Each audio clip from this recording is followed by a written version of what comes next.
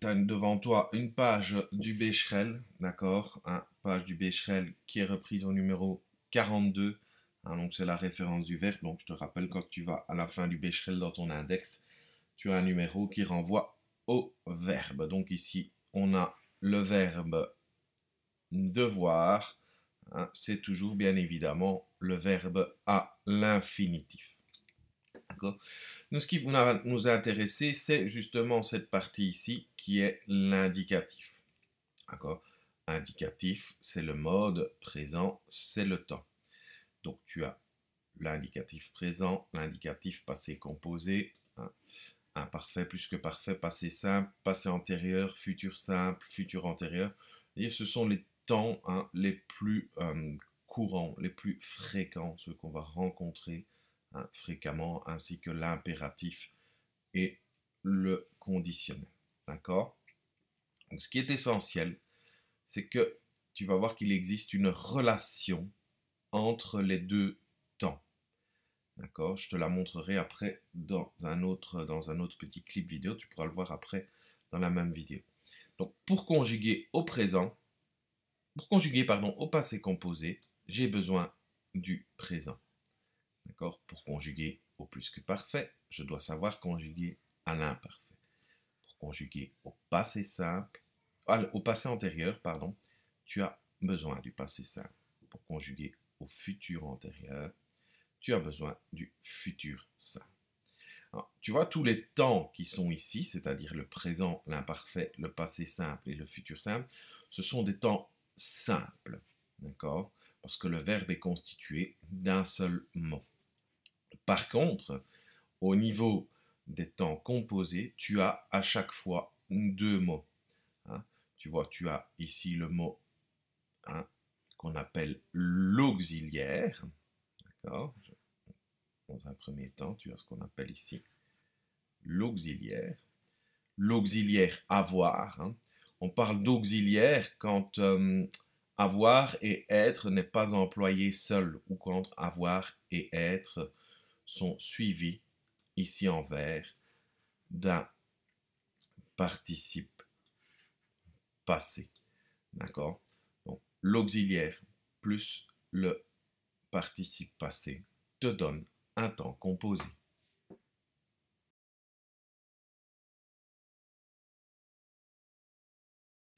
Deux verbes essentiels pour la base de la conjugaison, on les appelle verbes à partir du moment où ils sont employés seuls. D'accord? C'est avoir et être. Donc, il est important de pouvoir conjuguer avoir et être à tous les temps simples que l'on connaît. D'accord? C'est-à-dire aussi bien au présent. D'accord? Les voici.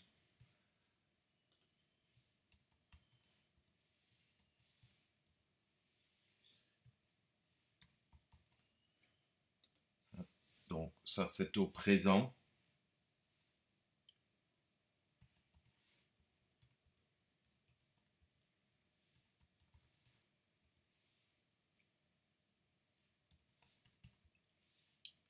D'accord? Alors, pourquoi sont-ils importants au présent? D'accord? Ils te permettront de conjuguer au passé composé. D'accord? Donc, si tu connais avoir et être au présent, tu sauras travailler au passé composé. D'accord?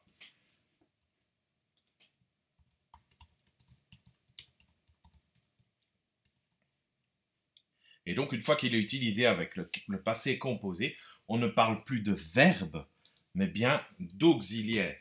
D'accord? Si je te prends le verbe manger, j'ai mangé une pomme ce matin. Bon, c'est toujours la phrase bidon qu'on prend, mais bon.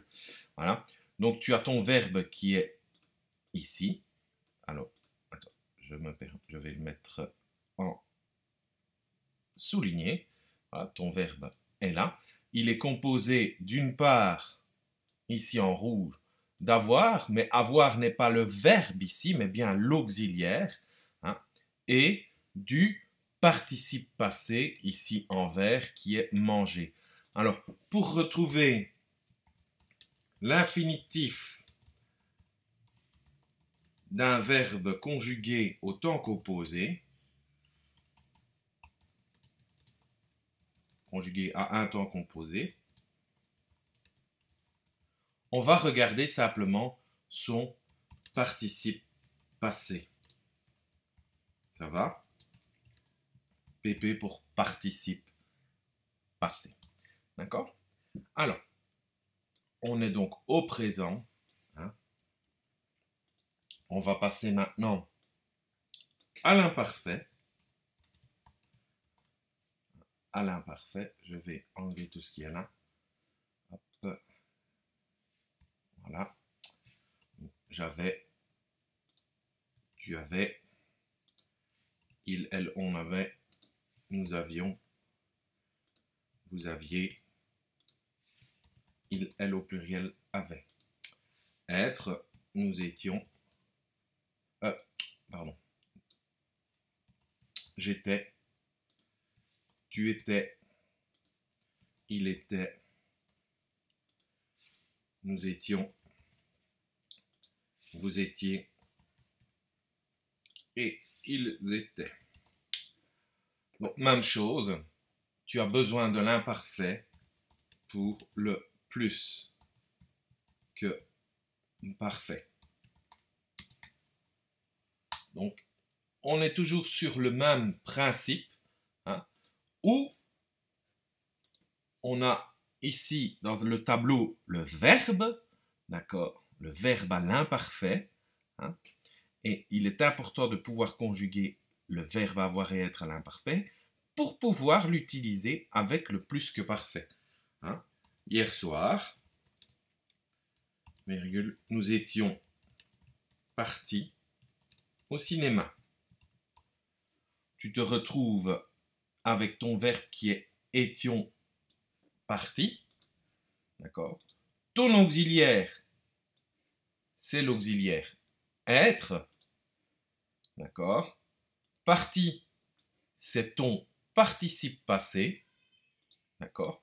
Donc, l'infinitif, je reprends le participe passé qui est parti. Pour trouver l'infinitif, c'est le verbe partir. Alors, tu vois une particularité ici, c'est que parti prend S. Pourquoi? Parce qu'avec l'auxiliaire être, le participe passé s'accorde en genre et en nombre avec le sujet. Ok? Ah, donc si ton sujet, ici on suppose que deux possibilités, le nous n'est que des garçons ou le nous ne remplace des filles et des garçons, puisque je te rappelle, le masculin l'emporte sur le féminin. Ok?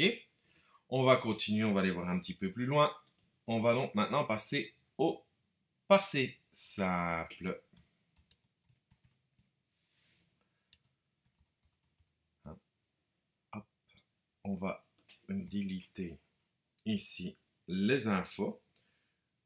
Alors, au passé simple, avoir, c'est, tu vas voir, un petit peu plus complexe, bien que on a j'eus, tu eus, il eut, avec un T, nous eûmes,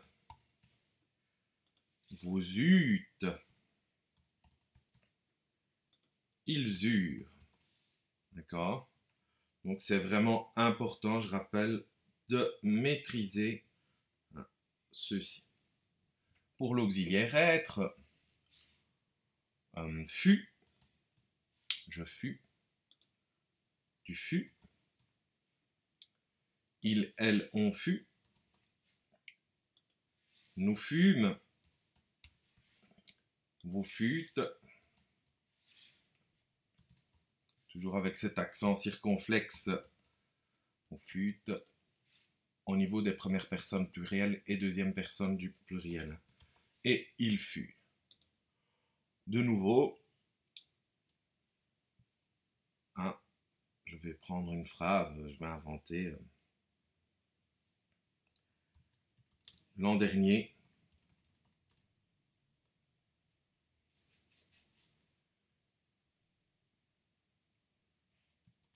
Tom eut gagné à la loterie. Voilà, après c'est une phrase sortie du contexte, hein, d'accord? Donc c'est pour illustrer justement mes propos. Même chose, tu as ton verbe qui est eu gagné. Hein. Je rappelle, toujours composé de l'auxiliaire en rouge. Hein. On parle bien d'auxiliaire et non pas de verbe, hein, d'accord? Je rappelle, le verbe c'est vraiment employé seul sans le participe passé. Donc ici, tu vois le participe passé en vert. Ok. Et enfin, le futur. Hop, on va passer à la page suivante, ce sera plus propre. Au futur simple.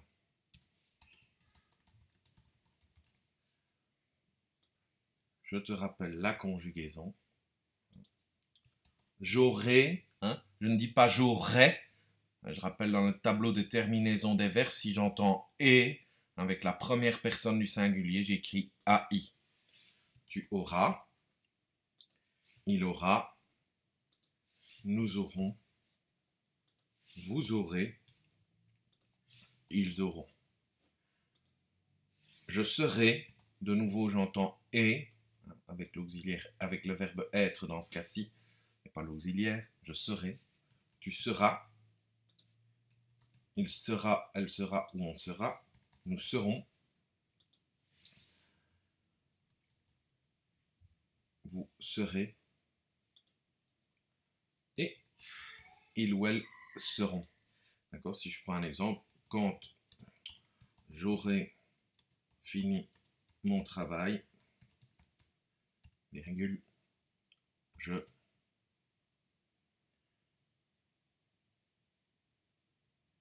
fini mon travail, je jouerai à la console. Donc ici, on est bien d'accord. Hein. Pour le futur simple, tu peux faire en fait le futur antérieur.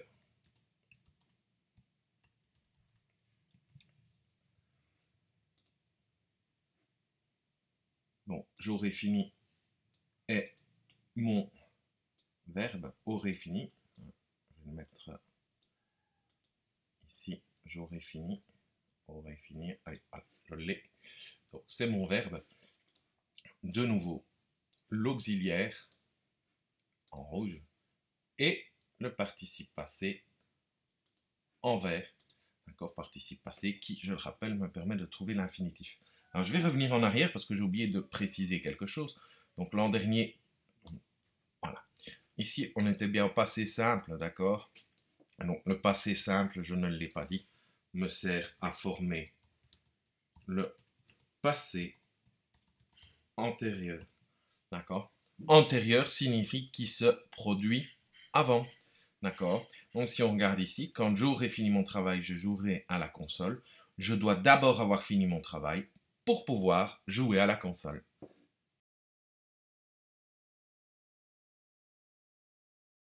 Donc on va se retrouver ici dans la correction de l'exercice sur le futur simple et le futur antérieur. Donc rien de bien compliqué si ce n'est tout ce qui est concordance de temps. Alors, tu vas, première phrase, lorsque l'hiver, vous, ben, ce sont deux actions qui se passent dans le futur, on est bien d'accord. Hein, et donc, elles se passent quasiment en même temps de manière simultanée. Donc, on utilisera le futur simple. Lorsque l'hiver reviendra, vous vous chaufferez au bois. D'accord? Vous vous chaufferez au bois. Voilà. Alors, maman être rassurée quand nous terminer nos examens. D'accord? Donc, là, il va falloir réfléchir et se dire qu'est-ce qu'il faut d'abord faire pour que on obtienne le résultat. Eh bien, il faut d'abord terminer les examens pour que maman soit rassurée. D'accord? Je rappelle, antérieur veut dire qui vient avant.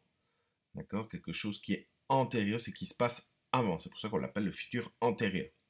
Donc il faut d'abord terminer ces examens pour que maman soit rassurée. Donc on travaillera comme ça. Hein. Maman sera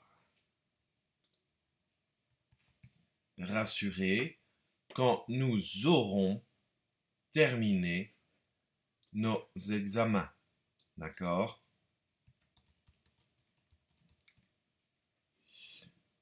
Nous, ben voilà, ces deux actions qui se passent de manière simultanée. Hein. Quand est-ce qu'on peut partir? Bon, au moment où tu seras prête. D'accord? Donc, on dira, nous pourrons partir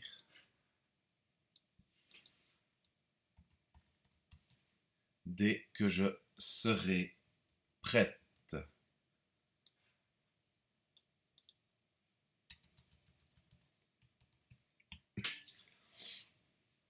Alors, ici, ben, la question se pose aussi, quand j'achevais ce roman, je le rapportais à la bibliothèque.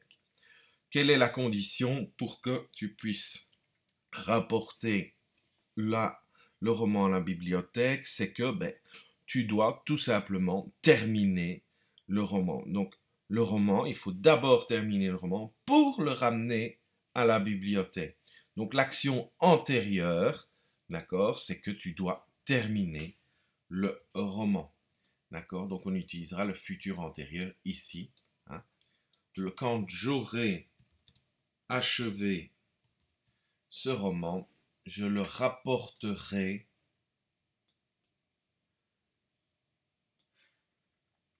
à la bibliothèque.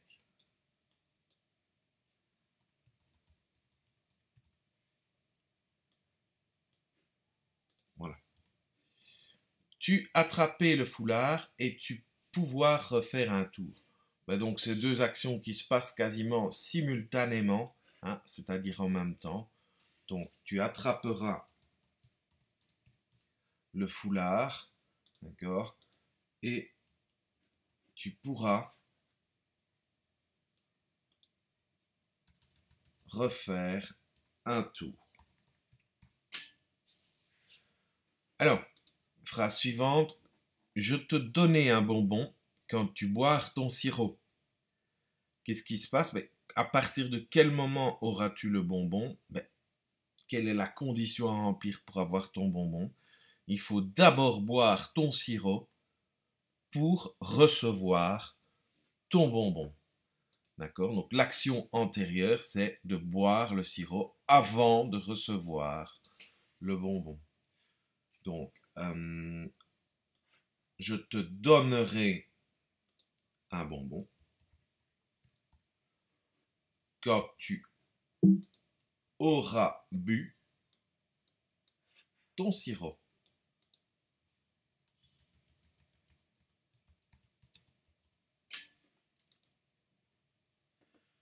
Alors, ici, même chose, deux actions qui vont se passer simultanément. Hein. C'est le jour où tu vas gagner que je vais partager tes gains.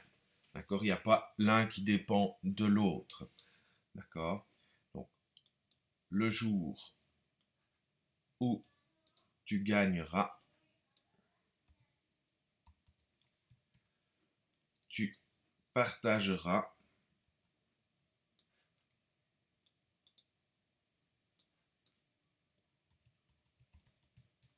tes gains. Alors, phrase suivante. Dès que mes parents terminaient les travaux, ils organisaient une fête et je t'invitais. D'accord? Donc, ce qui est important de savoir, c'est quelle est l'action. Hein? Est-ce que tout se passe en même temps? Eh bien, non. Hein? Il faut d'abord une condition, hein, si je puis m'exprimer ainsi, c'est que les parents terminent les travaux. Il faut d'abord terminer les travaux pour organiser la fête et donc pour t'inviter. D'accord? Donc, l'action antérieure, c'est le fait de terminer les travaux, l'action qui se passe avant. D'accord? Donc ici, hop. Dès que mes parents auront terminé les travaux. Ils organiseront une fête et je t'inviterai.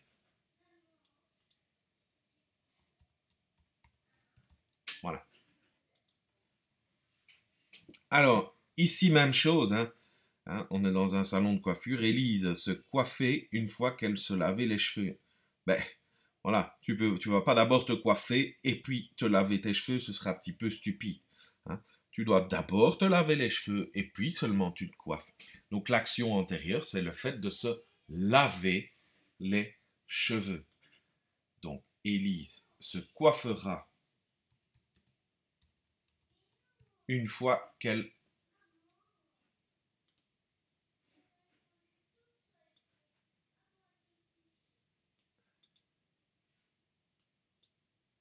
se sera lavé les cheveux. Tout simplement. Voilà.